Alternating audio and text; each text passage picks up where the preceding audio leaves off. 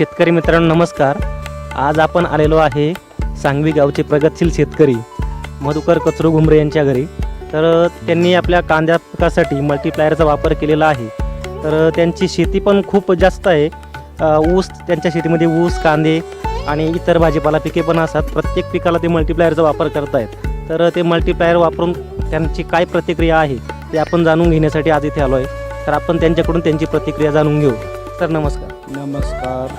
Multiplier वापरल्यानंतर तुम्हाला काय फरक जाणवला?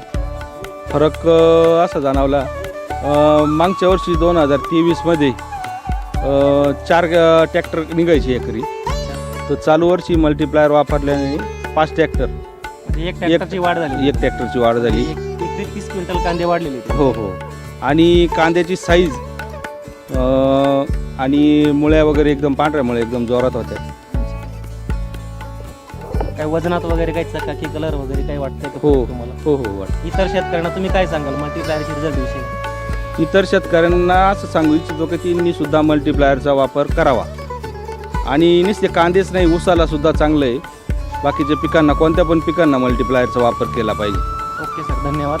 माहिती दिल्याबद्दल धन्यवाद सर. असंच प्रत्येक शेतकऱ्यांनी मल्टीप्लायरचा वापर करून आपल्या शेतीमध्ये जास्तीत जास्त उत्पादन घ्यावे हीच शेतकऱ्यांना विनंती. धन्यवाद.